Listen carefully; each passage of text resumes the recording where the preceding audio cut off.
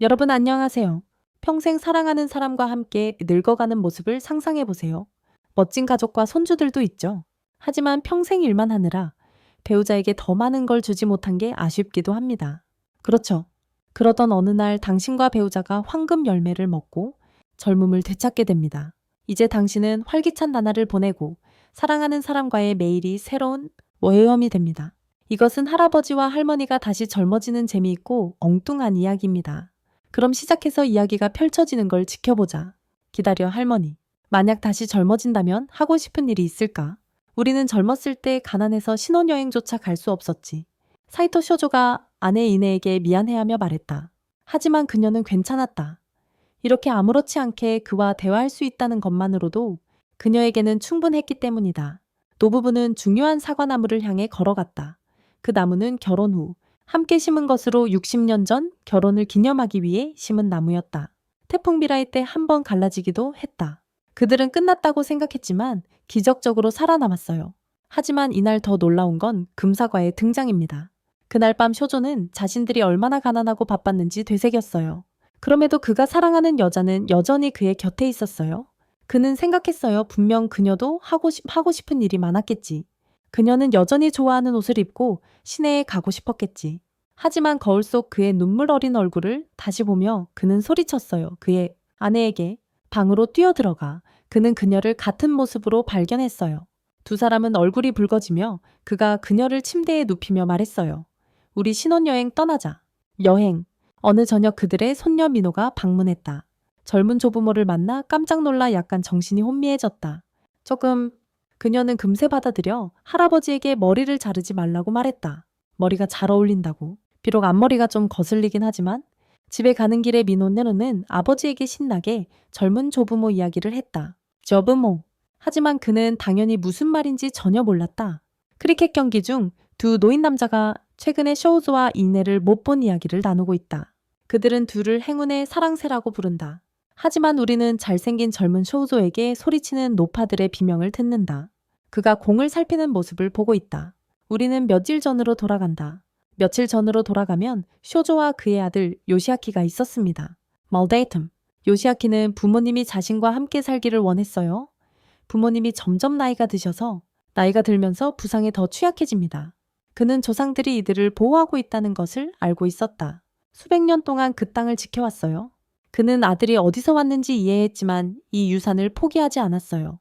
이내는 며느리 캐데에게 남편들이 설거지하는 동안 다투는 이야기를 들어야 해서 미안하다고 했어요.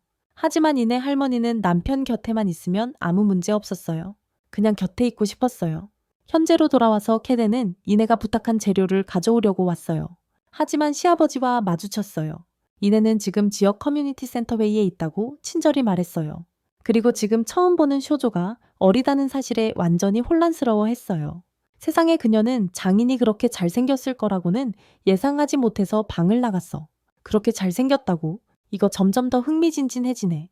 이내가 커뮤니티 센터까지도 찝찝한 기분을 느낄 만큼 말이지. 나중에 요시아키는 부모님에게 일어난 마법을 이해하려고 하며 약간 머리가 아팠어. 그 일이 벌어진 걸 말이지. 이제 그는 딸 민호가 할아버지와 남자친구 여자친구 놀이를 한다고 했을 때 무슨 뜻인지 알았어. 그녀가 말한 거였지. 그녀는 아버지에게 긴장하며 설명했어. 그러니까 아버지와 달리 그는 정말 친절해.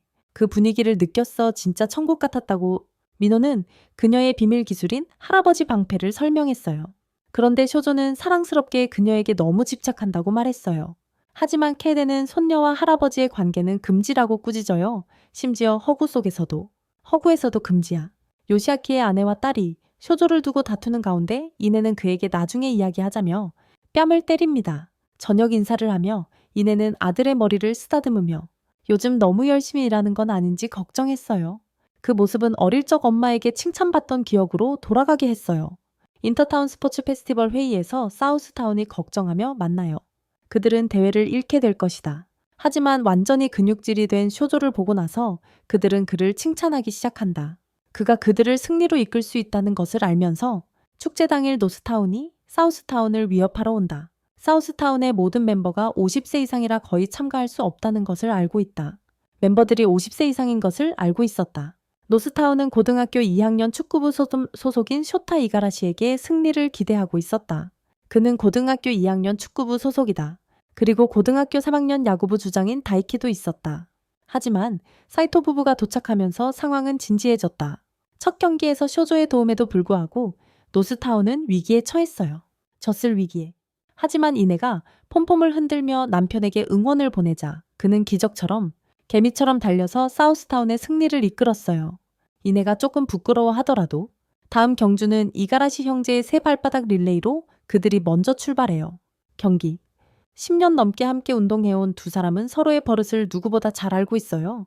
그런데도 불구하고 사이토 부부가 배턴을 잡는 순간 그들은 예상치 못한 일이 벌어지는데 70년 동안 함께 달려온 쇼조는 완벽하게 아내와 맞춰 달릴 수 있어요. 그들은 쉬운 승리를 주장합니다. 무슨 종목이든 사이토 부부는 압도적이고 사우스타운이 압승을 거둡니다. 그리고 사우스타운이 이깁니다.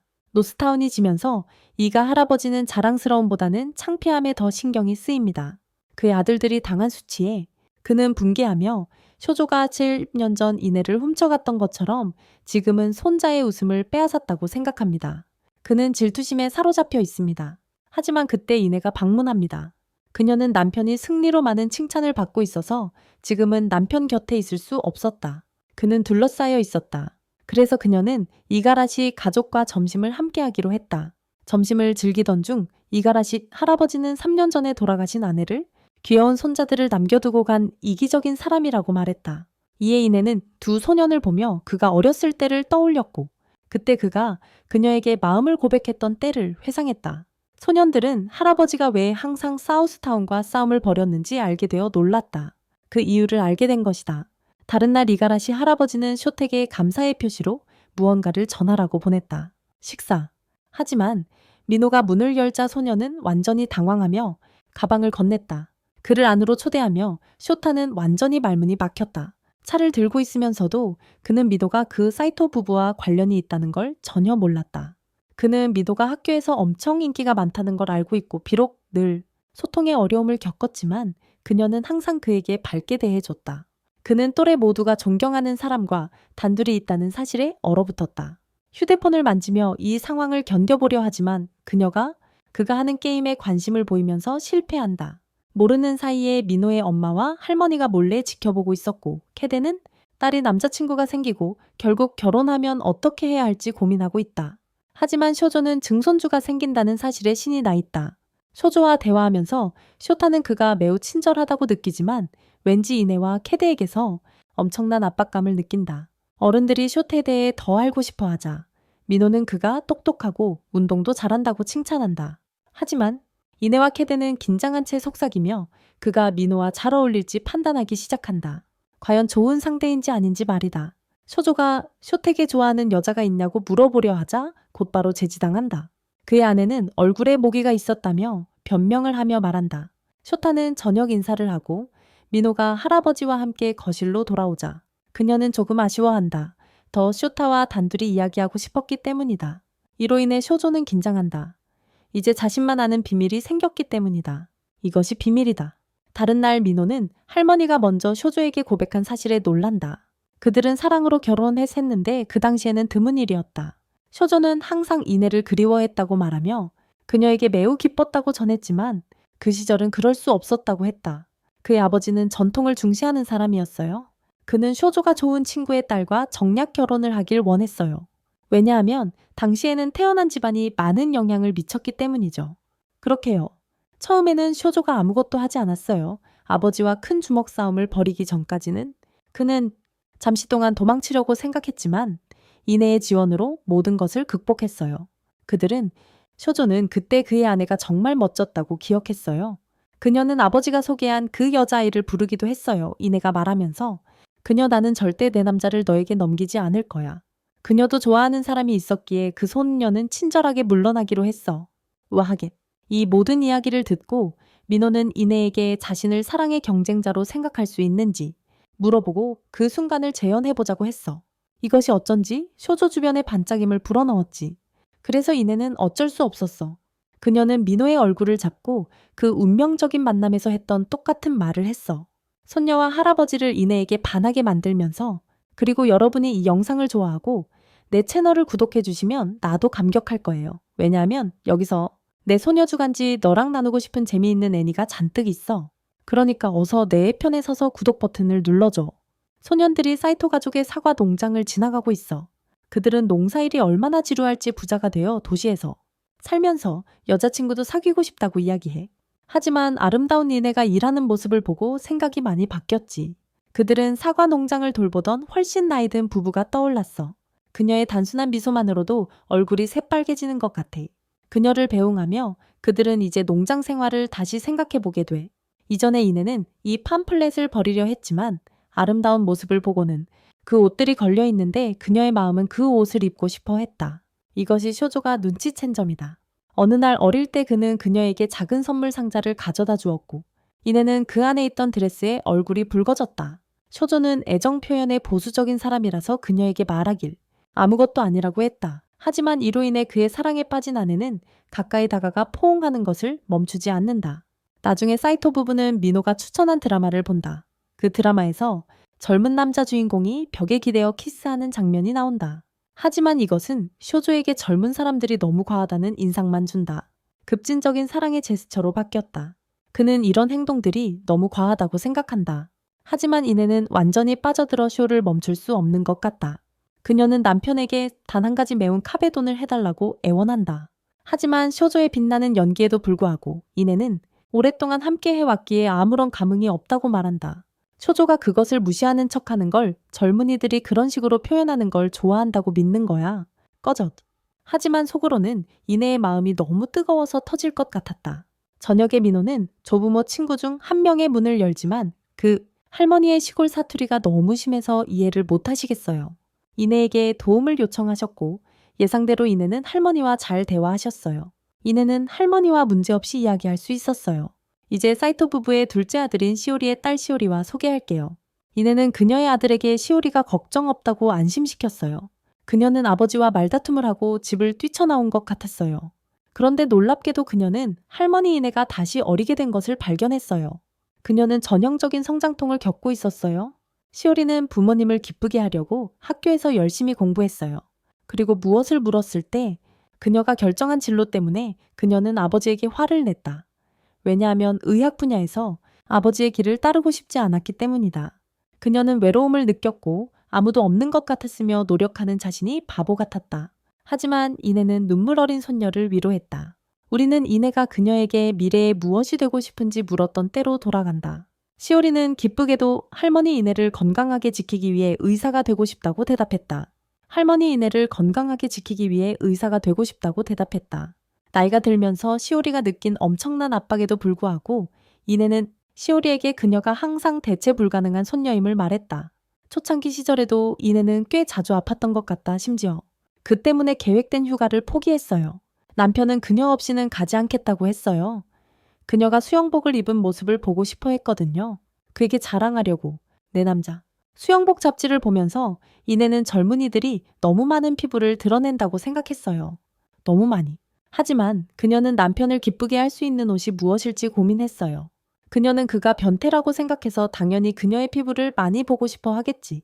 하지만 아마 그녀는 그가 사준 드레스를 입고 해변에 가는 게 더 나을지도 몰라. 겸손한. 하지만 시오리에게 너무 걱정하지 말라고 했어요. 잠시 후 이내는 안경을 쓴 채로 바라보며 더 이상 필요 없다는 듯이 보여요. 아마 그녀의 눈도 젊어졌나 봐요. 여기서도 달력의 요일을 또렷이 볼 수 있고 멀리서도 민호가 들고 있는 신문의 작은 글씨를 읽을 수 있어요. 쇼조가 들어오자 민호는 장난스럽게 이내에게 읽게 만들어요. 신문에 적힌 글자가 할아버지 사랑이란 의미인 것을 부끄러워하는 커플을 놀리며 민호는 그들이 손주 앞에서 서로 추파를 던졌다고 주장해요. 그래서 이내도 민호를 똑같이 벌주며 그녀의 짝사랑이 누구인지 말하게 만들었어요. 나중에 내 채널에서 볼 수 있는 또 다른 로맨스 드라마를 보면서 설명란의 재생 목록을 클릭해보세요. 더 많은 영상을 볼 수 있습니다. 민호는 할아버지 할머니께 데이트할 때 공개적으로 손을 잡아본 적이 있냐고 묻습니다. 이에 예네는 아니 그런 과시하는 행동은 절대 하지 않는다고 말합니다. 쇼조는 나이가 들면서 손잡는 게 오히려 보행 보조 같은 거라고 덧붙입니다. 민호는 이 점이 너무 낭만적이지 않다고 생각하며 추운 바람 부는 날 동네 마트에서 돌아오는 중입니다. 쇼조는 이런 날씨에 아내가 한 손에 장갑을 끼지 않은 이유가 궁금합니다. 그녀가 손을 잡고 싶어 하는 마음을 그가 알아채길 바라는 거군요. 쇼조는 지금 이에네의 손을 잡으면 민호의 말에 동의하는 셈이 된다는 걸 알고 있습니다. PDA에 대한 감정이 실리면서 그는 패배감을 느꼈다.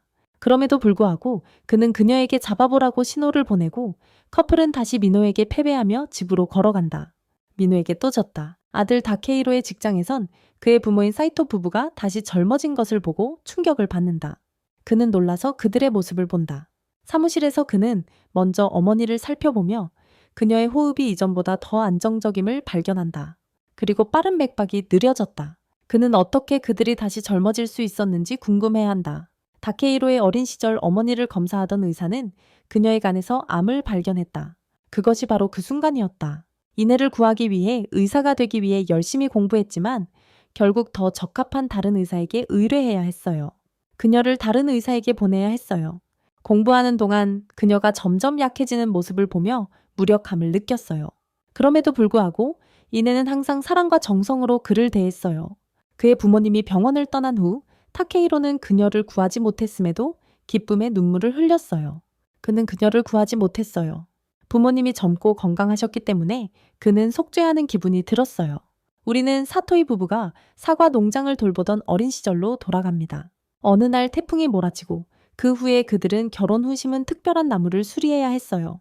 그들이 심은 특별한 나무를 수리하는 모습이 보여집니다. 그들이 그 위에서 황금 열매를 발견한 날 사과 몇 개를 잘라 맛보았다. 쇼조는 황금빛 껍질이 모든 영광과 함께 제단에 올려져야 한다고 생각했지만 이에네는 그 열매를 먹고 싶어 했다. 먹은 후에 이에네는 시간이 거꾸로 흐르는 것을 느꼈고 두 사람 모두가 꿈꾸던 일이었다.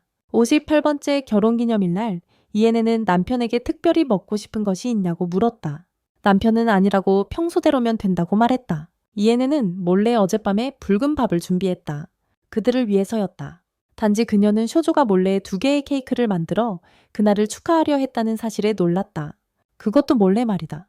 두 사람은 서로를 놀라게 하려다 실랑이를 벌였고 이에 이내는 왜 그런 거짓말쟁이 남편과 함께 있는지 물었다. 왜 그런 남편과 함께 있냐고? 그녀는 그가 민에게도 똑같이 했는지 궁금해했고 그는 조용히 대답했다. 아이들이나 손주들에게는 아니라고. 아이들이나 손주들에게는 아니라고. 그녀만이 특별해서 사랑으로 그녀를 기쁘게 하려고 거짓말을 하는 유일한 사람이라고. 그 부부는 기념일을 맞아 함께 먹으며 그 사랑을 즐겼다. 사이토 부부에게는 편안한 청소의 날이었다. 두 사람은 이내가 여자 고등학교에 다닌 짧은 시간에 대해 이야기했다. 너교. 안타깝게도 그녀는 전쟁 후 길가에 버려졌고 시골로 돌아오게 되었다. 시골로? 그녀는 농사일에 흙투성이가 되는 걸 좋아하지 않았지만 쇼조를 만나고 나서 더럽혀지는 게 그렇게 나쁘지 않다는 걸 깨달았다. 나중에 시오리가 플레이스테이션을 가져오는데 노부부는 이걸 잘 이해하지 못한다. 잘 이해하지 못한다. 쇼조가 아는 게임은 맹코바고마 그리고 술래잡기뿐이다. 그래서 화면에 나오는 레지던트 패티3를 보는 것은 그에게 충격이었다. 두 사람은 반복되는 NPC를 이해하지 못하고 게임을 너무 문자 그대로 받아들인다.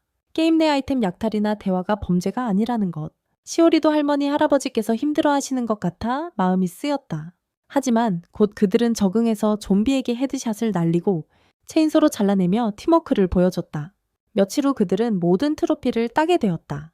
민호는 결국 집에 도착했고 시오리는 꽤 긴장하는 모습이었지만 그녀를 향한 민호의 애정 어린 사랑을 멈출 수 없었다. 민호는 왜 시오리가 그렇게 엄하게 구는지 궁금해하며 그녀를 밀치려 했다. 그들은 예전에는 자주 함께 놀았던 사이였는데 시오리가 그게 다 과거의 일이라고 말했음에도 불구하고 민호는 시오리가 항상 할아버지와 할머니를 사랑했어요. 그래서 그녀가 지금 여기 있는 거예요. 하지만 시오리가 반항적이라서 그녀는 그렇지 않다고 말해요. 그리고 그녀가 쇼조 바로 앞에서 그렇게 말했는데 그가 그리 좋아하지 않아요. 하지만 시오리는 그것이 단지 비유였다고 인정하며 할아버지가 자신을 미워하길 원하지 않는다고 해요. 할아버지가 자신을 미워하길 원하지 않아요. 쇼조를 기운나게 해줍니다. 꿈속에서 쇼조는 다시 시간의 모래를 만납니다. 그는 자신과 아내가 다시 젊어진 시간을 즐기고 있다는 사실을 되새깁니다. 젊어진 시간을 즐기고 있다는 사실을 되새깁니다. 그는 아직 그녀를 위해 하고 싶은 일이 많다. 예를 들어 그들의 신혼여행인 이타미 여행 같은 것들. 그러다 갑자기 모래시계가 뒤집힌다. 이내를 흔들어 깨우자 그녀는 쇼조가 다시 늙은 모습인 것을 보고 놀란다.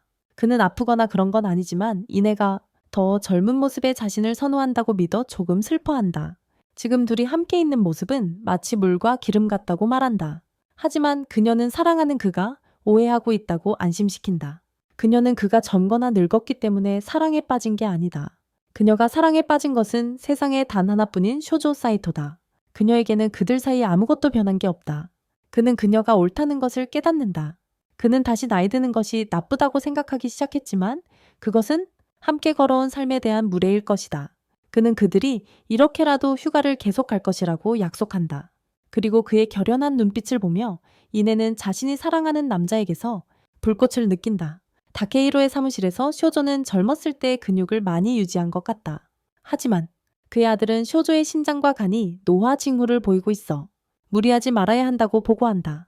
이내와 다케이로뿐만 아니라 보고할 만한 좋은 소식이 더 있어요. 쇼조의 신체 기능이 예전보다 더 회복된 것 같아요. 그가 젊어졌을 때보다도. 그런데도 다케이로는 이내가 20대의 건강한 사람의 몸을 가지고 있다는 점을 걱정했어요. 그녀가 얼마나 더 살지 궁금해하죠. 그녀는 자신의 죽음을 크게 두려워하지 않지만 이대로라면 쇼조가 먼저 떠날 가능성이 높아요. 그녀가 70년 더 산다 해도 그때쯤이면 가족 모두가 떠나 있을 거예요. 그녀는 혼자 죽고 싶지 않아요. 미노 가족은 쇼조가 다시 나이 들어간 것을 보고 충격을 받았어요. 그는 아직도 꽤 젊다고 느끼기 때문에 아들하고 팔씨름을 하며 자신을 시험해 보려고 해요. 그는 쇼조에게 이기면 아타미 여행을 위해 야외 목욕탕을 데려다 줄 거라고 말해요. 쇼조는 상상할 게 많아졌어요. 요시아키는 조금만 힘을 빼려고 했어요. 하지만 아버지가 그렇게 흥분할 줄 몰라서 바로 강하게 나올 줄은 몰랐어요. 즉시 강하게 맞받아쳤어요. 나이가 들어서 이내와 함께 쇼핑하면서 사람들이 자신들을 어떻게 보는지에 대해 별로 기분이 좋지 않다고 느끼고 있어요. 가게 점원이 다가와 손자가 선물을 찾는지 묻습니다. 손녀를 위한 선물인지요. 부끄러워하며 그는 거의 그렇게 말할 뻔했지만 이내가 그를 막으며 당당히 이 남자가 자신의 남편이라고 말합니다. 그녀는 쇼조가 거짓말을 하고 싶어하는 이유를 이해하지만 자신은 그에게 아내 외에는 아무것도 되고 싶지 않습니다. 이내가 가장 좋아하는 간식은 파티 들어간 떡 맘의 다이우쿠입니다. 젊어졌을 때부터 둘이서 많이 먹었습니다. 하지만 요즘에는 쇼조 앞에서 먹는 것을 멈췄습니다. 그가 다시 나이가 들면서 당뇨병이 걱정되어 개인적으로는 먹지 않으려 합니다. 그것들을 먹으며 하지만 그는 여전히 그녀가 그것들을 즐기길 원해. 쇼조가 침대에 누워있으니 이내는 간식을 먹기 시작하는데 그가 기분 나빠하지 않도록 그가 건강을 신경 쓰고 있다는 걸 알기 때문이야. 그런데 곧 그는 바로 뒤에 있다는 걸 깨달아. 그녀의 뒤에 그녀는 당황하며 자신이 등 뒤에서 맘의 다이오쿠를 즐기려던 게 아니라고 말한다. 하지만 쇼조는 그녀가 잘못 알고 있다고 말하며 그녀가 행복해하는 모습을 보는 게 그에게 가장 좋은 약이라고 한다. 그는 그녀가 이걸 먹으며 행복해하는 게 가장 좋은 치료라고 생각해. 그래서 그녀는 그의 손에 넣어 먹으며 둘은 한밤중 간식을 즐긴다. 함께. 이내의 부모님이 돌아가시고 집을 잃은 후 그녀는 어머니의 친척 집으로 가서 일하게 되었어요. 그들과 함께 살았어요. 아버지가 살아계실 때는 매우 부유하셨죠. 그는 어머니의 가족에게 오만하게 행동했기 때문에 이내의 친척들은 종종 그녀를 피했어요. 첫 번째 문제는 그녀의 친척들이 두꺼운 시골 사투리를 써서 이해하기 힘들었고 이내가 도쿄 방언을 쓰면 이상하게 보였어요. 그것 때문에 놀림도 받았어요. 이내는 그곳에서 사는 게 너무 불편해서 일을 마치고 나면 그녀는 종종 동네 신사에 가곤 했는데 어느 날 그곳에서 쇼조를 만났어요. 처음 이야기하는 동안 그녀의 배가 꼬르륵 소리를 냈어요. 그는 음식을 건넸지만 그녀는 여기서 혼자 살아서 주변 소문도 많았기 때문에 그것이 나쁜 생각일 것 같다고 생각했어요. 하지만 쇼조는 그녀가 누구인지 어디서 왔는지 몰랐어요. 그는 단지 그녀가 배고프지 않게 하고 싶었고 음식을 남기고 떠났어요. 그는 떠났어요. 쇼조는 퇴근 후 매일 이내를 만나기 위해 신사를 찾았어요. 그는 계속 그녀와 이야기하려 했지만 그녀는 그를 밀어내려고 했어요. 그녀는 쇼조가 안정적이지 않고 학교에 다니지 않는 것 같다고 생각했어요. 제대로. 그녀는 여전히 그가 얼어붙은 그녀의 마음을 녹일 수 있을지 궁금해했다. 현재로 돌아와서 그는 확실히 그녀의 마음 전체를 녹였다. 쇼조의 또 다른 꿈에서 모래시계가 다시 나타났다. 그는 이걸 뒤집으면 자신이 늙는다면 다시 뒤집으면 젊어질 거라고 생각했다. 하지만 다시 젊어졌을 때 이내는 그에게 별로 놀라지 않는 듯 했다. 그녀는 오히려 그들이 결코 나이 들거나 죽지 않을까 걱정했다. 하지만 쇼조는 그녀를 달래며 모래가 그들의 모래시계에서 흘러나가고 있다고 말했다. 어쨌든 언젠가는 시간이 닿을 거였어. 그는 두 사람에게 남은 시간이 몇 년밖에 없다고 믿었지. 그는 이내에게 절대 떠나지 않을 사람이라고 약속했어. 그리고 눈물이 가득한 그녀의 눈을 보며 두 사람은 서로를 안았어. 함께 아름답게 떠날 것을 알면서. 몇 일 하전에 두 소년이 지금 사는 곳과 비교해 도쿄에는 외제차가 많을 거라며 이곳은 경차와 트럭밖에 없다고 이야기하며 거닐고 있어. 이곳에는 경차와 트럭만 있어. 눈이 많이 오는 곳이라. 낮은 차체의 차들은 확실히 문제가 있겠지. 스포츠카를 갖고 있다고 해도 여기서 수리할 수 있는 곳이 별로 없어요. 여기서는 거의 없죠. 2인 2 그들은 남자아이들에게 시간을 묻고 그들은 얼굴이 붉어집니다. 그녀는 내일 그 지역에 많은 농약을 뿌릴 것이라고 말합니다. 냄새가 너무 심하면 다른 길로 걸어갈 수도 있어요. 비록 그게 그들에게 해롭지 않더라도 그런 다음 쇼조가 농약 살포 차량을 타고 나타나는데 이 차량을 그들은 페라리로 착각합니다. 이가라시 집에서는 이가라시 할아버지가 쇼택의 다락방 청소를 부탁했지만 왜 할아버지 사이토에게 도움을 요청해야 했을까요? 2층에는 이가라시 할아버지와 증조부께서 모아두신 것들이 있어요. 쌓아두신 것들이죠. 목재 상자에 새긴 테이블이나 요시킨의 전설의 두루마리 같은 것들이요. 쇼조는 모두 금광이라고 생각했어요. 이가라시 할아버지는 모두 버리라고 하셨지만 이 검은 긴 상자만큼은 멈추셨어요. 이것은 나가모치라고 불리는 검은 긴 서랍이에요. 아마도 쇼타 할머니의 모든 유품이 들어있는 결혼용품일 거예요. 히에스케는 사랑하는 미사코를 생각하며 상자를 만졌어요. 그는 쇼타와 쇼조에게 혼자 있게 해달라고 부탁했고 어떻게 할지 결정하려고 했어요. 그는 그것에 대해 생각했어요. 밖에서 쇼타는 이미 영리하게 노스타운 교육위원회에 전화할 계획을 세웠다. 그들이 할아버지가 소중히 간직하던 문화유산들을 안전하게 보관하게 하고 싶었다. 그것을 모든 일이 끝나면 헤이스케는 앞으로 그 저장고를 철거할 계획이었다. 그는 가족 농장을 계속하지 않기로 결정했고 도시에서 집을 지었다. 그들은 이제 정말 유지할 수 있는 사람이 없다. 그는 철거 동료들을 불러서 처리하게 할 계획이다. 뒤쪽에서 쇼조가 쇼타가 앞으로 여기서 살 계획이 있냐고 묻는다. 그는 확실하지 않지만 도쿄에 가서 축구 선수가 되고 싶다는 걸 안다. 하지만 할아버지의 유품을 물려받는 것도 나쁘지 않다고 생각한다. 히스케가 그 말을 들을 수 있어서 충격을 받는다. 축구선수, 회사원, 농부 어떤 직업이든지 간에 그 자신이 이 땅에서 여기까지 왔다. 그를 키운 고향을 떠나는 것은 너무나도 잘못된 일처럼 느껴지고 그래서 언젠가는 자신이 농장을 운영하고 싶어 한다. 이 모습에 히스케는 눈물을 흘리며 친구에게 저장실 철거는 취소됐다고 말하며 두 할아버지는 쇼타를 두고 눈물로 유대를 나눈다.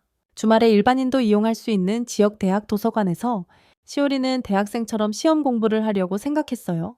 그게 계획이었지만 동기부여가 되지 않았어요. 공부에 대해 이야기하던 중 할아버지에게 끔찍한 말을 했던 기억이 났어요. 그때 할아버지에게 그는 고등학교도 다니지 않았으니 가르칠 수 없다고 말했어요. 그 말을 기억하며 바라보니 쇼조도 여기 있는 걸 발견했어요. 그를 보고 놀란 마음에 시오리는 자신을 가라앉히며 그를 못 본 척했어요. 하지만 지금은 정말 집중이 안 돼요. 그녀는 그를 몰래 관찰하기 시작했고 그가 고등학교 교과서를 가지고 있는 것을 보았다. 그것이 그를 괴롭히는 것 같았다. 시오리는 할머니가 할아버지가 학교에 가지 못했다고 말한 것을 떠올렸다. 원해서 가지 않은 것이 아니라 갈 수 없었기 때문이라고. 그녀는 만약 그 시대가 허락했다면 그가 실제로 똑똑한 학생이었을지 궁금해했다.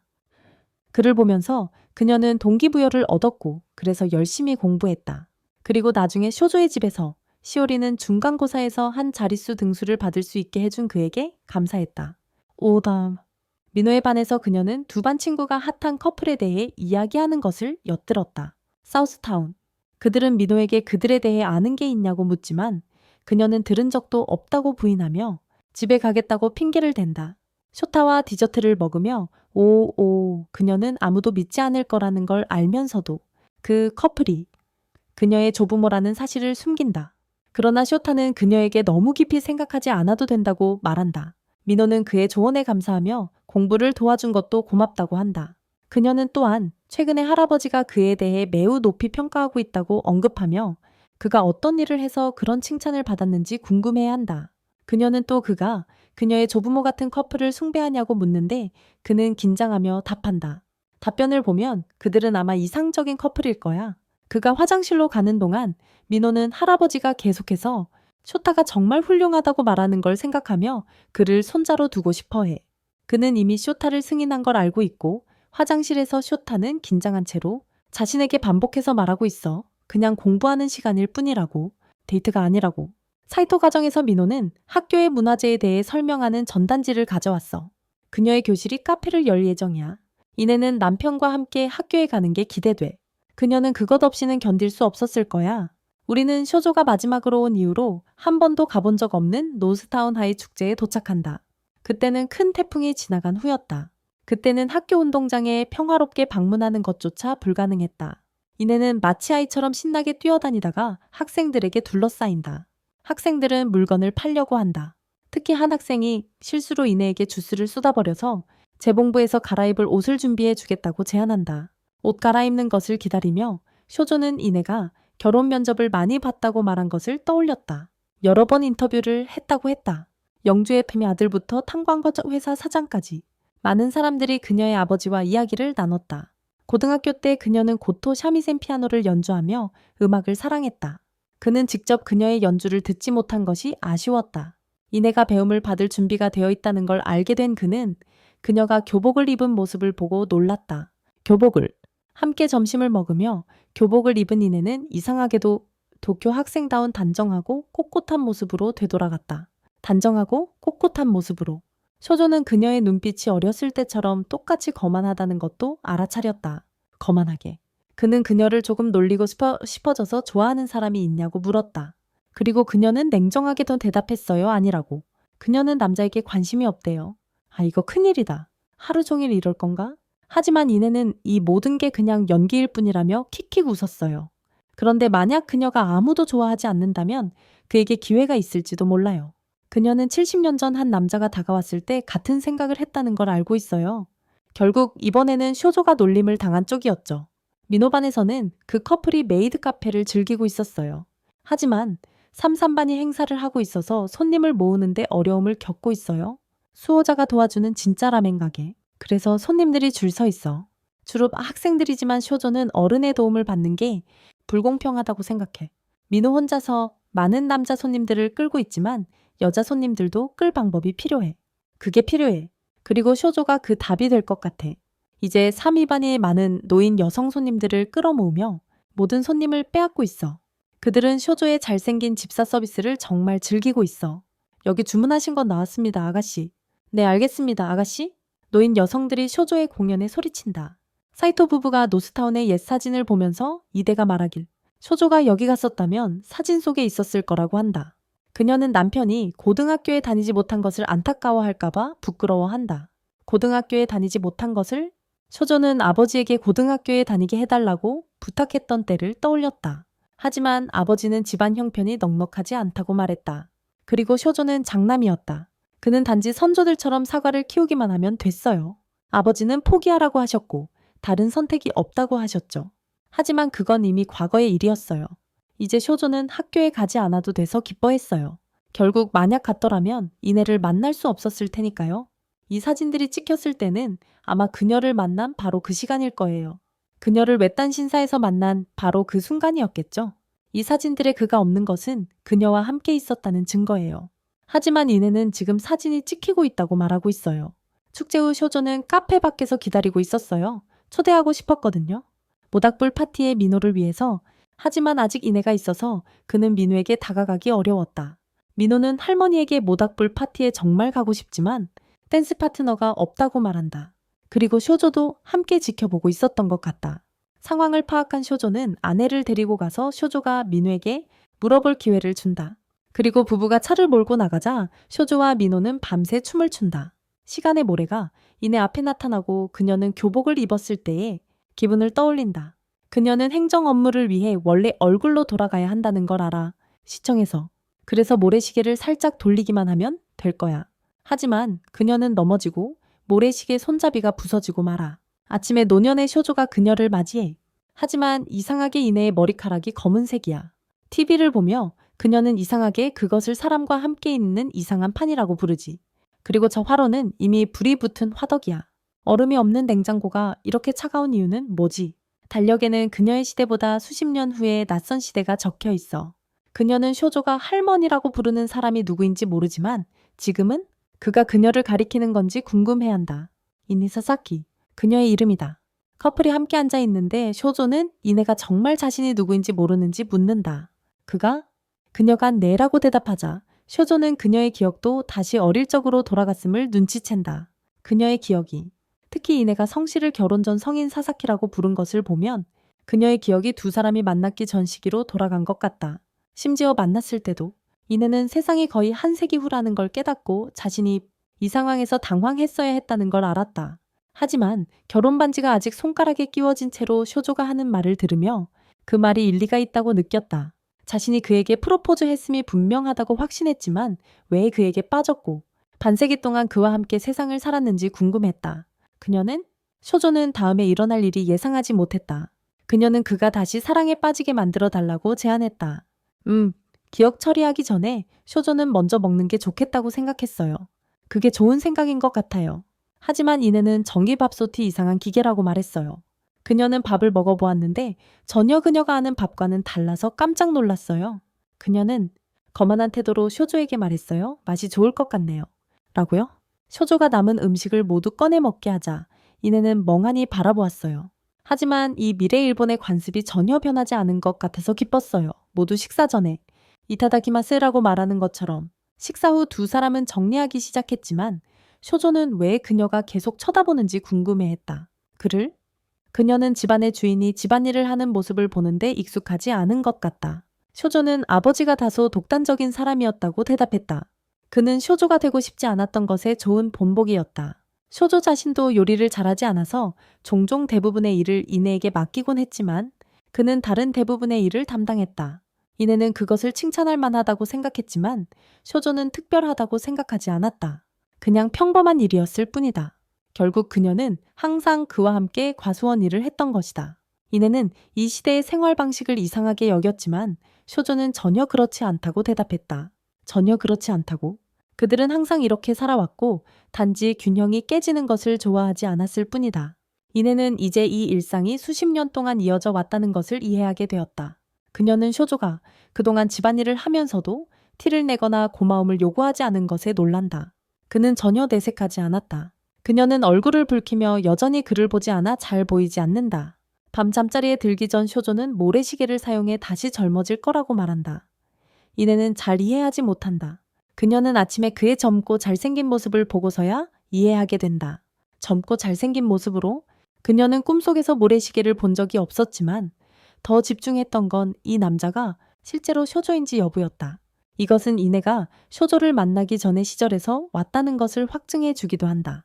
그녀는 이 모습도 알아보지 못한다. 우리 남자에게는 불행한 일이지만 그녀는 모두 이상하게 느꼈다. 그는 목소리나 모습에 대한 기억이 없었다. 그런데 왜?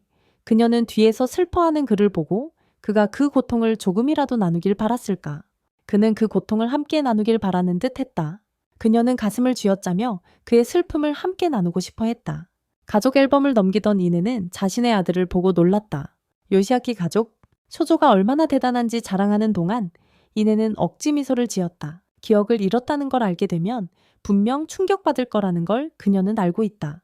그래서 당연히 미도가 방문했다고 소리칠 때 타이밍이 최악이었다. 아, 맙소사 쇼조가 오늘 요시아키 가족이 방문하는 걸 잊었어. 이내는 재빨리 반응하며 오늘은 할머니인 척 하겠다고 말했다. 하지만 쇼조는 아내가 기억과 사투리 없이 어떻게 버틸지 궁금해한다. 그러나 그녀는 그에게 자신을 대신할 방법을 찾아보라고 말한다.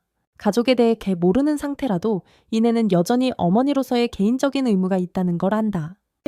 그리고 그녀의 지금 임무는 아이들을 슬프게 하지 않는 것이다.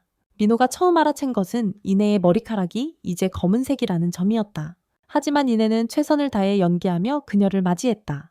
그녀는 아들에게 시골 사투리를 쓰려 하지만 잘 되지 않았다.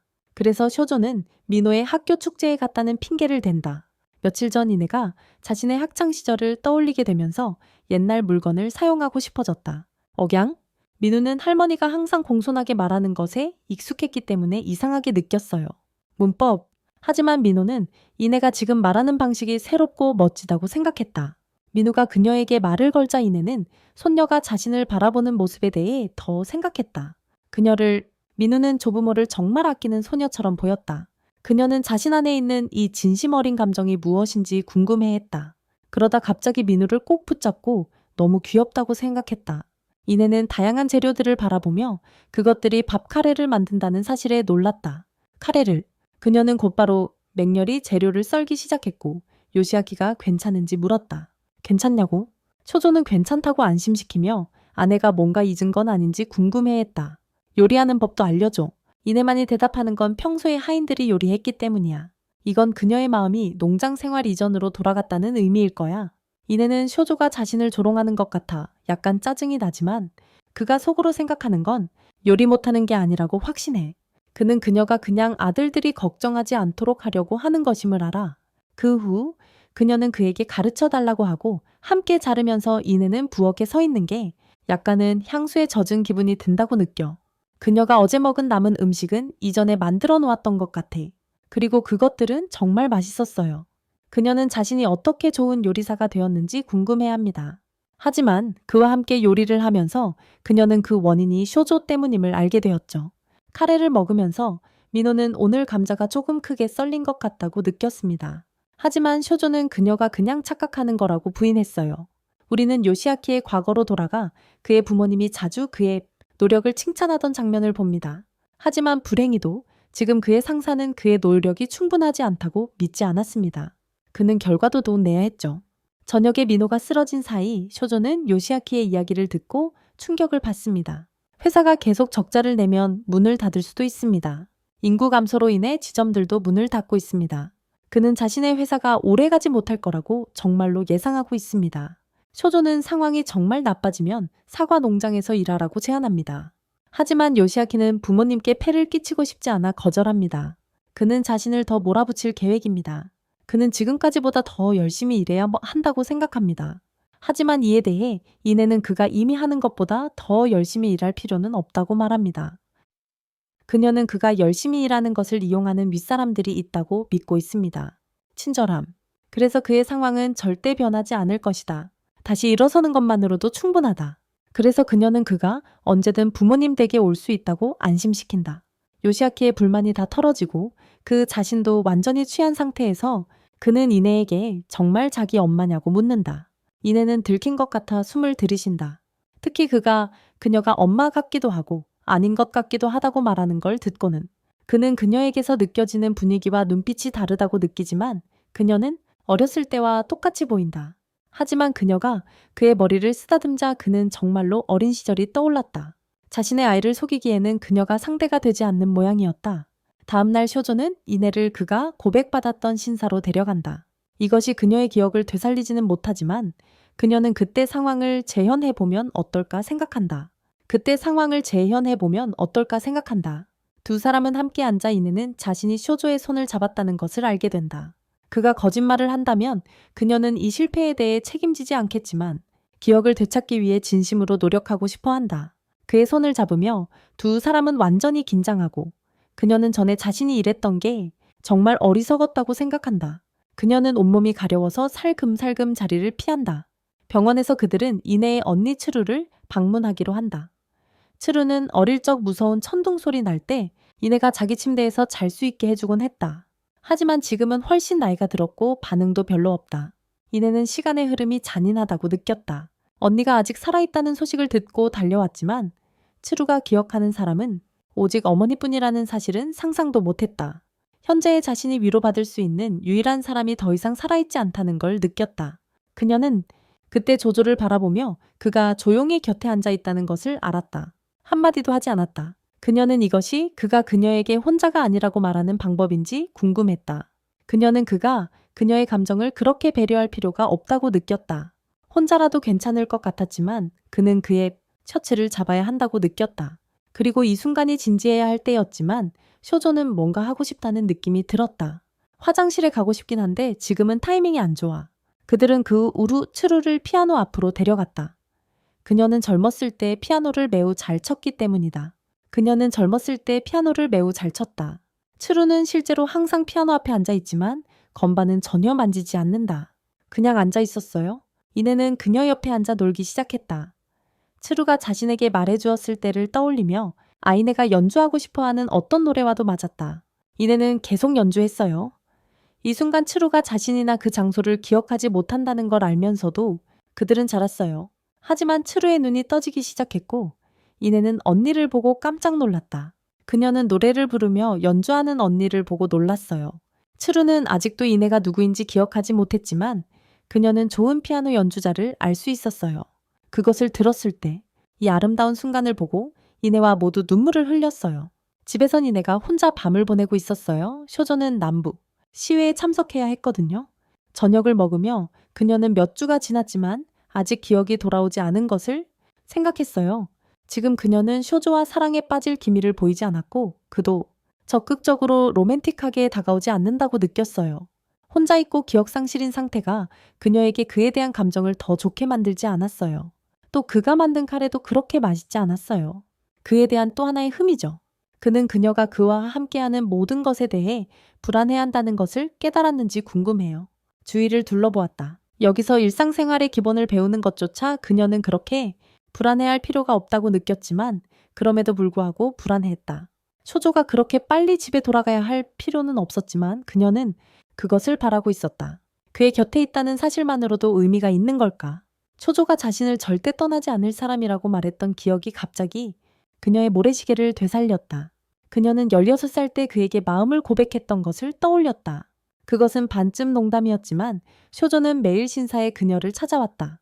그녀가 머물고 있던 친척들은 그의 가족과 사이가 나빴기 때문에 그를 만나는 것이 금지되어 있었다. 그는 그녀를 다시 보기 위해 절하고 간청했다. 그리고 그렇게 오랜 이별 끝에 그를 다시 본 그녀는 그가 아버지와 싸우다 생긴 큰 멍을 얼굴에서 보고 충격을 받았다. 그 후 이내는 심각하게 병들어 쓰러졌다. 쇼조는 그녀를 돌보고 치료비를 부담했다. 병원 침대에 누워 그녀는 그들이 함께 있는 것이 좋지 않다고 느꼈다. 자신 때문에 그가 불행해질 뿐이라고 생각했다. 하지만 그에게는 아무리 부당한 일이 닥쳐도 상관없었다. 그는 그녀를 온 마음을 다해 사랑했어요. 그는 수만 가지 불행이 비처럼 쏟아져 내려도 그것보다 더 많은 행복을 그녀에게 주기만 하면 된다고 말했어요. 그는 평생을 바쳐서라도 그렇게 하겠다고 맹세했어요.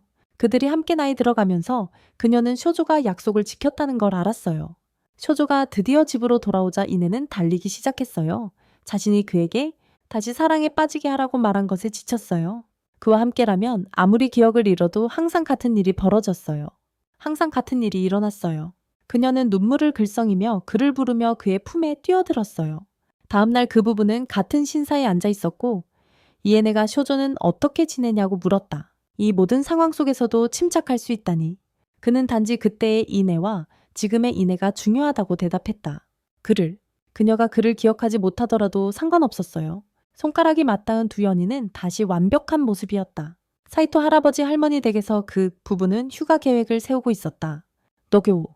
그들은 카드도 치고 술도 마실 수 있는 침대 열차를 타는 것을 고려 중이었다. 하지만 쇼타가 그들의 꿈을 깨며 침대 열차는 없다고 말했다. 더 이상은 신칸센 덕분에 이제 그들은 현재 위치에서 도쿄까지 3시간 이내에 갈 수 있다. 하지만 노부부는 예전에는 8시간이나 걸리던 시절을 떠올린다.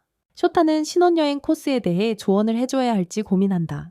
하지만 민호는 자신이 축구클럽부 원정으로 도쿄에 자주 가서 괜찮다고 말한다. 그렇다.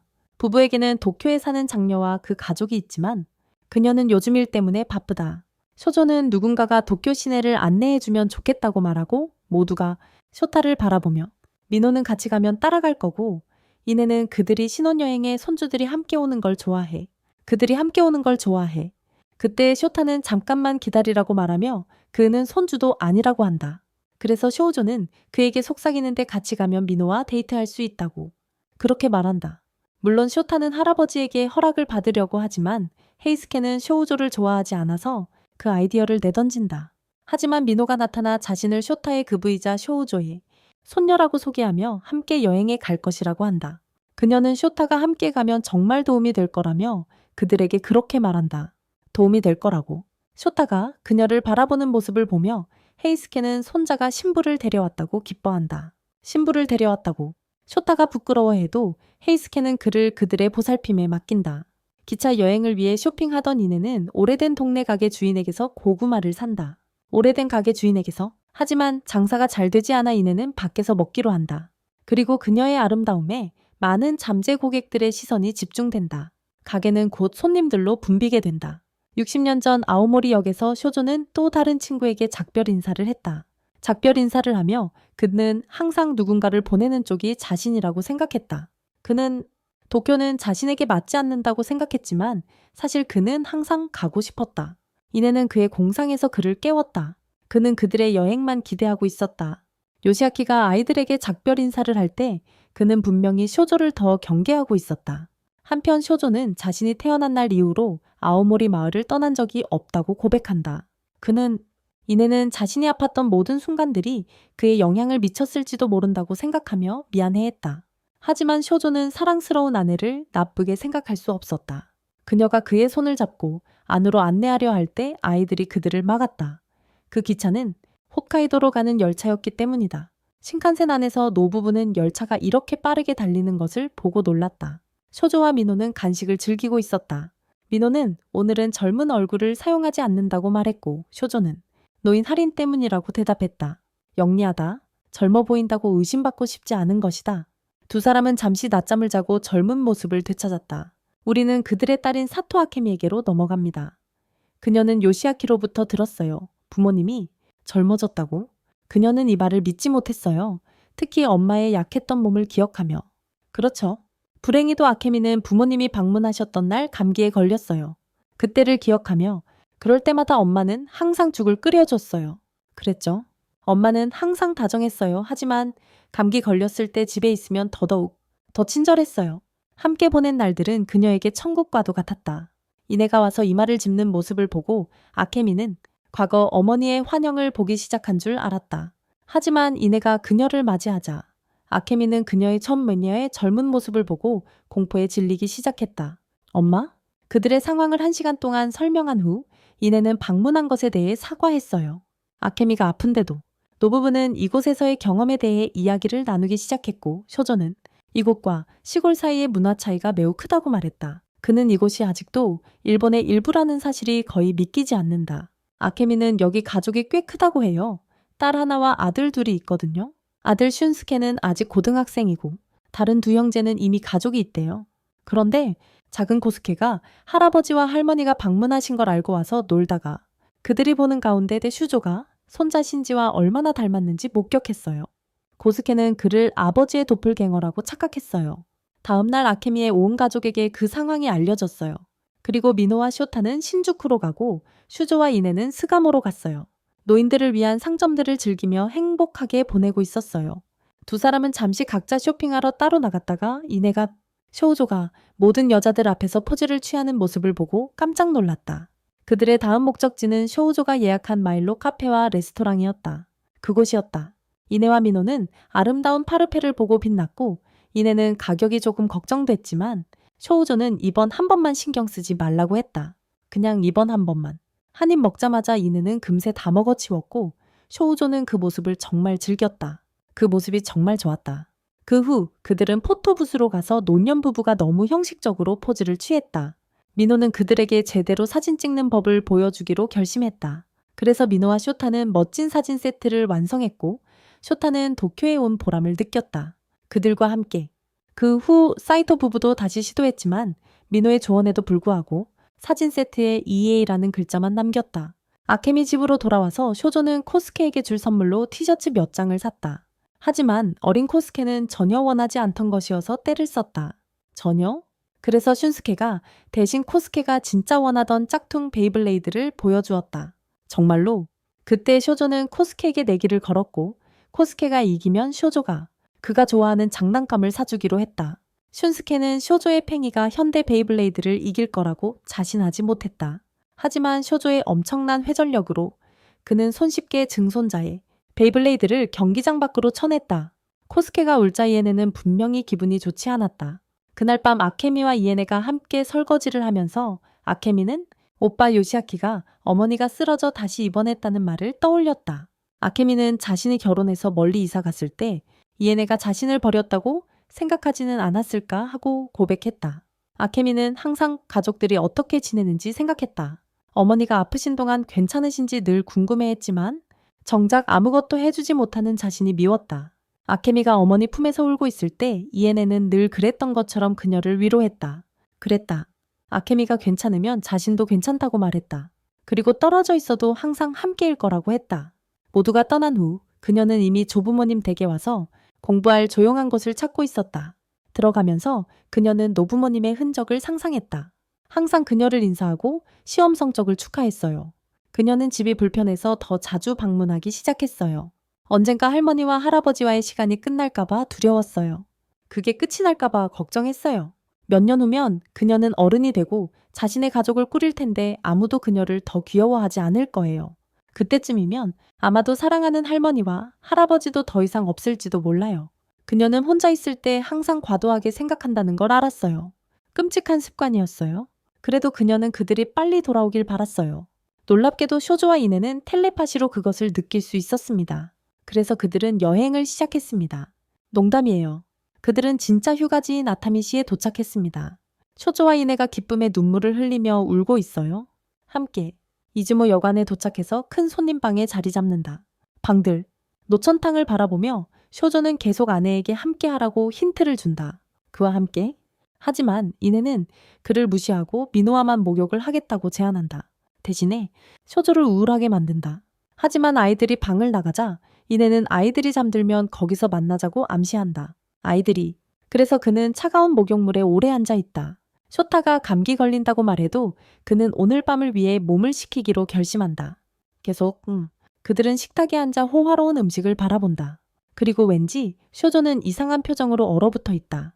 사이토 부부는 식사할 때 이네가 쇼조의 사케를 따르기 전에 기뻐서 울어요. 그때 쇼타는 조금 우울해지기 시작했어요. 그는 식사를 보면서 정말 괜찮은 걸까 하고 궁금해졌어요. 그는 사이토 부부의 신혼여행인 건 알지만 남자와 여자들이 따로 자는 게 미안했어요. 그는 자신을 탓했어요. 그는 자신이 원인 중 하나라고 생각했어요. 하지만 민호는 그가 와서 정말 기쁘다고 말했어요. 그녀는 혼자 왔다면 신주쿠가 무서울 것 같았다고 느꼈어요. 낯선 사람들이 몇 번 그녀에게 말을 걸어도 그 덕분에 그녀는 편안하게 즐길 수 있었다. 이내도 쇼택에 그의 안내에 감사했다. 그날 밤 민호는 쇼택에 잘 자라고 인사했다. 하지만 그는 완전히 얼굴이 붉어졌다. 자신이 그녀와 같은 방에서 자게 될 줄은 상상도 못했기 때문이다. 민호가 할머니 할아버지가 신혼여행 때 같이 자지 않는 건 이상하다고 하자 이내는 두 분은 아마 괜찮을 거라고 답했다. 괜찮을 거라고? 두 아이가 침대에 누워있을 때 민호는 그에게 비밀로 하라고 말했다. 아버지가 알게 되면 그들을 죽일 거야. 그들은 계속해서 쇼조와 이네가 은근히 플러트하고 있었다는 이야기를 나누었어요. 그리고 민호는 할아버지와 할머니가 갑자기 또 아이를 가지면 어떻게 될지 궁금했어요. 그녀는 쇼택의 할머니라고 불러보라고 하고 싶었어요. 이건 분명히 그를 놀라게 했지만 민호는 정말로 할머니가 어떤 느낌인지 느껴보고 싶었어요. 어떻게 느껴지는지 보고 싶었어요. 그래서 쇼타의 최고의 흉내로 그는 말했어요. 할머니 저녁 준비됐어요. 이 말에 민호는 웃음을 터뜨렸어요. 왜냐하면 그의 흉내는 정말 잘했거든요. 내 것과는 달리. 그래서 그들은 마치 70년 동안 함께 살아온 부부처럼 역할극을 주고받았어요. 그렇게 말이죠. 민호는 할아버지 할머니도 가끔 그렇게 하시니까 서로 이름을 부르며 불러보자고 한다. 그들도 가끔 그렇게 하니까. 얼굴이 빨개진 쇼타가 그녀의 이름을 부르자 민호는 분명히 당황한다. 그래서 그는 뒤돌아섰다는 대신 긴장하며 이제 잘 시간이라고 말한다. 하지만 사이토 부부의 방에서는 쇼조가 꽤 오랫동안 기절해 있었다. 조금 이내는 하루 종일 노천탕을 함께할 마음의 준비를 했기에 약간 짜증이 난다. 그와 함께 노천탕을 하려고 마음의 준비를 했는데 하지만 그의 꿈속에서는 원하는 만큼 변태가 될 수 있었고 결국 모래시계를 실수로 뒤집는다. 모래시계를. 다음날 아침 이내는 그를 깨운다. 그들은 함께 바다를 방문할 예정이기 때문이다. 바다로 가기 위해. 하지만 그녀는 그의 노인 모습에 그렇게 기뻐하지 않는다. 해변에서 이내의 아름다움은 흰 눈처럼 순수한 캔버스 같았다. 그 해변의 모든 시선이 한 곳에 집중되어 있었다. 하지만 사람들의 시선은 그녀 뒤에 있는 사람에게 빼앗겼다. 왜냐하면 초월한 아름다움 뒤에는 초근육의 노인 쇼조가 있었기 때문이다. 해변 우산 아래 앉아 있는 수영에 적합하지 않다고 말하며 조개 껍데기를 모으는 것만으로도 충분하다고 한다. 민호를 바라보며 이내는 손녀가 얼마나 자랐는지 눈물을 흘린다. 하지만 물속에서 쇼조는 쇼타를 상대로 격렬하게 수영하며 난리를 피우고 있다. 어린 소년을 이긴 쇼조는 자랑스럽게 팔을 뽐내고 쇼타는 아직 갈 길이 멀다. 아이들이 물놀이를 하는 동안 쇼조는 이내가 산 수영복이 헛되이 쓰일 것 같아 안타까워했다. 하지만 이내는 그늘에서 쉬는 걸 개의치 않았다. 게다가 속으로는 자신이 80이 넘은 노인임을 알고 있었다. 하지만 쇼조는 정말 다정한 남자다. 그는 노인이 된 모습이라도 비키니가 어울릴 거라 생각한다. 그리고 해변의 다른 커플들을 보며 우울해한다. 자신도 아름다운 여자를 자랑하고 싶어 한다. 이내는 누워 있었던 모든 순간들을 떠올린다. 그때는 가족과 함께 바닷가에 가서 해변에서 쉬는 것조차 꿈일 뿐이었다. 그저 꿈이었지. 지금처럼 둘이서 함께 있는 게 그녀를 지금까지보다 더 행복하게 만들어준다. 그 어느 때보다. 그녀는 다리에 묻은 모래를 씻으러 간다. 그리고 샤워실에서 이렇게 몸을 드러낼 수 없다고 생각한다. 너무 부끄러울 테니까. 해변에 돌아와서 쇼조가 수영복을 보여달라고 애원해도 이내는 그럴 수 없었다. 그녀는 이미 수없이 그를 벗은 모습을 봤다고 그에게 상기시킨다. 하지만 이번은 달라. 설명하지 않을게. 그런데 이건 그 외의 남자들이 보지 않길 원한다는 것도 덧붙여. 부두에서 민호는 조금 풀이 죽은 것 같지만 쇼택에는 말하지 않는다. 쇼타가 해변 용품을 정리하는 동안 민호는 결혼 관련 전통들을 바라보며 자신의 쇼타에 대한 감정을 더 깊이 느끼게 된다. 여관으로 돌아와서 쇼타와 민호는 10번만 치는 것에 약간 실망한다. 그런데 민호는 할아버지 할머니에게 도전장을 내밀고 그들은 모두를 놀라게 한다. 핑퐁에서 10분 넘게 숨가쁘게 랠리를 이어갔다. 그리고 그 이후에도 과연 얼마나 더 계속할 수 있을까? 하지만 밤이 되자 그들은 마침내 함께 노천탕에 도착했다. 이내는 완전히 편안해했지만 쇼조는 특히 노인 모습이라 조금 긴장했다. 그들은 다시 젊어졌던 날을 회상하며 쇼조가 또 한 번 신혼여행을 가자고 했던 이야기를 나눴다. 이내는 둘이 오래오래 함께 살아서 정말 다행이라고 생각했다. 노인 부부가 목욕탕에서 떨면서 다정하게 말다툼하는 모습을 상상하니 부끄러웠다. 그리고 그들의 시간의 모래가 결국 끝이 올 것이라는 것을 알면서도 쇼조는 원했다. 그는 가능한 하나네와 함께 있으려고 했다. 다음날 여관 근처 신사에서 쇼조는 긴장한 채 엠마를 골라내고 있었다. 그의 소원을 적을 태블릿이 있었지만 아내와 함께 도망쳤다. 그 다음 아이들이 소원을 적을 차례였어요. 쇼조는 전국 축구리그에서 뛰고 싶어 했지만 민호에게 돌아갔을 때 그녀는 필사적으로 그에게 중요한 것은 바라지 않았다고 말하며 자신의 것을 보여준다. 그녀의 소원은 시험에서 좋은 성적을 받는 것이었어요. 공부를 잘 못하니까요. 하지만 그녀를 향한 쪽에는 정말로 썼어요. 이니는 가족의 안전과 건강을 비는 소원을 읽었지만 그녀는 그곳에 뭔가 더 있을 거라고 생각하며 반대편에 적힌 글을 보고 얼어붙었다. 민호가 갑자기 나타나 무슨 일이냐고 물었다. 하지만 이내는 아무 일 없다고 부인했으나 혼자 다시 살펴보며 그의 진심을 읽었다. 쇼조가 적은 글이었다. 그들은 근처에 있는 웅장한 쿠사노키 나무로 향했다. 이 나무는 2000년이 넘게 자라왔다. 전설에 따르면 이 신성한 나무를 한 바퀴 돌 때마다 당신의 수명이 1년씩 늘어난다고 한다. 그래서 지금 사이토 부부는 100바퀴를 돌기 위해 열의를 불태우고 있다. 민호는 그녀가 소원을 이루길 바라며 셋이 함께 몇 바퀴 돌기를 간절히 원하며 샤오타를 강하게 쳐다본다. 그들이 걷는 동안 다음에 함께 돌 때는 그가 친구가 아닌 특별한 사람으로 느껴지길 바랐다. 그들의 손이 우연히 닿으며 심장이 빠르게 뛰기 시작했다. 그리고 사토 부부가 바로 뒤를 따라오고 있는 것 같았고 이내는 떨리며 훌륭한 손주를 위해 기도했고 쇼조는 정신이 나갈 듯 샤오타가 좋아하길 바라며 희망했다. 그날 밤 그들은 나무 아래서 기도했다. 민호는 샤오타가 프로축구를 마치고 고향으로 돌아오길 바라는 소원을 들었다. 그의 소원을 들으며 기절한 후 민호는 그를 정말 대단하다고 생각했다. 그가 자신의 미래를 그렇게 진지하게 생각할 줄은 전혀 상상하지 못했다. 특히 자신은 전혀 생각하지 않았기 때문에 더더욱 그랬다. 그녀는 조부모님을 떠올리며 약간 부러워하기도 했다. 그 후 그녀는 쇼택에 다가가 그가 자는 동안 이마에 키스 한 번만 남긴 것을 사과했다. 그가 자는 동안 이마에 키스 한 번만 남긴 것을 사과했다. 우리는 젊은 쇼조로 돌아갔다. 죽은 아버지가 가족에게 큰 빚을 남긴 것에 분노했다. 가족에게 큰 빚을 남긴 것에 분노했다. 그는 그 빚을 모두 갚아야 한다는 사실에 매우 속상해했다. 그는 어쩔 수 없이 신혼여행을 미뤄야 한다며 이내에게 사과했다. 당분간은 사랑하는 아내였기에 그녀는 쉽게 받아들였다. 어떻게든 이겨낼 방법을 찾을 거라 확신하며. 그래서 그는 언젠가 신혼여행을 가자고 약속했다. 그녀의 병을 고치고 돈도 많이 벌겠다고 다짐했다. 하지만 결국 아이들이 다 자랄 때까지 돈을 모을 수 없었고 그녀의 병은 끝내 낫지 않았다. 오랜 시간이 걸렸지만 쇼조는 마침내 약속을 지키는데 성공했다. 제키단에서 손을 잡으려는 이네와 함께 그녀는 진심으로 쇼조에게 감사했다. 아이들은 부러워하며 손을 잡아보고 싶어 했다. 나도. 도서관에서 시오리는 사토시라는 소년에게 도서관 카드를 찾아 돌려준다. 사토시다. 그는 젊어지는 전설에 대해 공부하고 있는 듯하다. 두 사람은 나란히 앉고 사토시가 의학부 2학년 학생임을 알게 된다. 시오리가 들어가려고 하는 같은 학과다. 말다. 그는 자신의 책을 가리키며 시오리의 조부모님을 떠올리게 하고 사토시는 설명한다. 이 지역에는 옛날부터 노인이 젊어졌다는 이야기가 전해져 왔다고. 라고? 이 현상은 대략 몇백 년마다 한 번씩 일어나는데 그가 이에 대해 연구하고 있어요. 곧 누군가가 다시 젊어질 거라고 예상하고 있거든요. 그게 시오리의 조부모님인 줄은 모르고요. 대화를 나누던 중 사토시는 시오리가 의학부를 선택한 이유를 알게 되는데 아버지가 의사이기 때문이기도 하지만 더 큰 이유는 조부모님의 본보기 때문이었어요. 그분들은 아무리 고통을 겪어도 항상 다른 사람들의 행복을 먼저 바라는 착한 분들이었죠. 시오리는 인생에서 그들에게 여러 번 구원을 받았다고 느꼈기에 이제는 자신이 그들을 구하고 싶어 해요. 아직 그들에게는 말하지 않았는데 조금 당황스럽군. 하지만 쇼조 할아버지는 계속 엿듣고 계셨고 지금은 행복의 눈물을 흘리고 계세요. 그래서 그들이 집에 찾아오자 할머니 할아버지는 그녀를 다정하게 안아주시고 그 이유를 전혀 모르세요.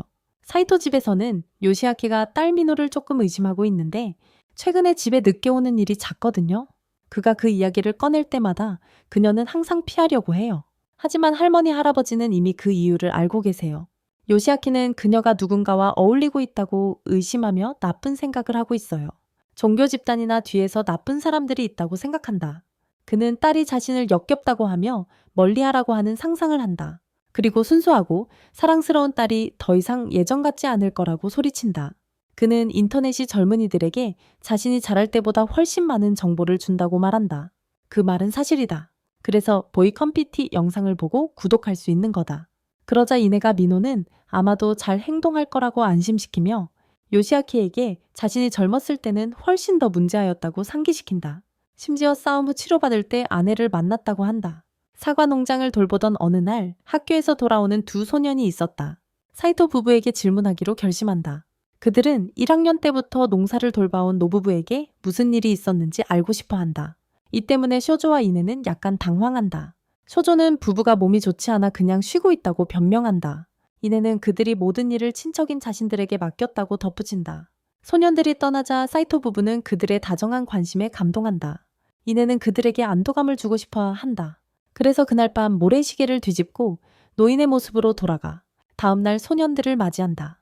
민호가 조부모 집을 떠나면서 이네가 만든 도시락을 잊은 것 같다. 준비됐어? 그래서 이네는 자전거를 타고 그녀를 쫓기로 한다. 이거 미친 짓이야. 이네는 기차 속도에 맞춰 자전거를 타며 따라잡으려 한다. 사토시와 공부하던 시오리는 그가 약간 시골 사투리를 쓰는 걸 듣는다. 그녀는 조부모님도 똑같이 말해서 별로 신경 쓰지 않는다. 하지만 요즘 그를 너무 의식해서 바보처럼 느껴진다. 그것은 민호가 좋아하는 남자가 있냐고 물었을 때를 떠올리게 했다. 아마도 그들의 할아버지처럼 느긋한 사람일지도 모른다. 시오리는 사토시에게 왜 다시 젊어진 사람들을 연구하는지 묻기로 한다. 알고 보니 그의 조부모님도 그녀의 조부모님처럼 젊어지셨어요. 그들의 나무 중 하나에도 황금 사과가 나타났습니다. 그래서 그걸 먹고 젊어지셨죠. 조부모님 하지메와 세츠 타카하시를 만나자 할머니가 시오리가 사토시의 여자친구냐고 묻습니다. 그는 부인합니다. 그녀는 단지 만나고 싶어서 온 것뿐이라고요. 사토시는 한동안 조부모님이 걱정이었어요. 특히 조부모님이 이혼하신 후로 그분들이 그의 부모님 같아졌거든요. 그는 무슨 일이 생길 경우 돌볼 수 있도록 그들의 상황을 조사해 왔습니다. 틀렸어. 그가 조부모님을 사랑하는 마음은 시오리와 많이 닮아 있어. 조금 신뢰가 쌓인 후 시오리는 자신의 조부모님을 사토시의 조부모님께 소개하기로 결심했어. 그리고 두 집안 모두 깜짝 놀랐지. 하지만 두 부부는 아주 쉽게 서로에게 마음을 열었어. 시오리에게는 너무 빠른 속도였을지도 몰라. 그때 그녀는 사토시에게 이렇게 말했어. 언젠가 우리도 저렇게 늙은 부부가 될 수 있을까 하고. 우리라는 말에 사토시는 얼굴이 붉어졌지. 그녀는 자신이 방금 한 말을 깨닫자마자 재빨리 되돌리려고 했어요. 그냥 예시였다고 말하면서요.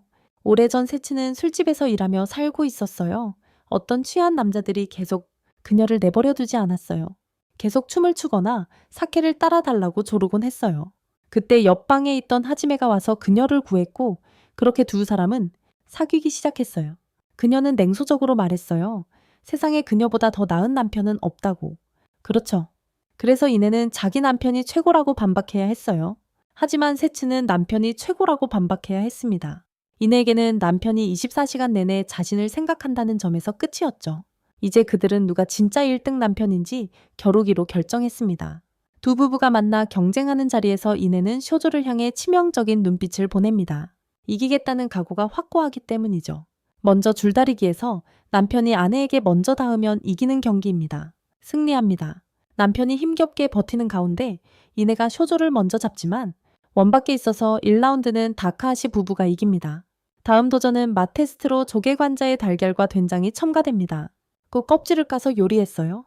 남편들은 두 가지 요리 중 아내의 요리를 골라야 해요. 그리고 두 번 먹어도 차이를 못 느끼겠어요? 쇼조는 빠르게 두 요리가 모두 이내의 요리라는 걸 알아차리고 그래서 2라운드는 사이토 부부에게 넘어갔어요. 세 번째 대결에서는 두 아내가 가장 잘하는 것이 무엇인지 두고 다투기 시작했어요.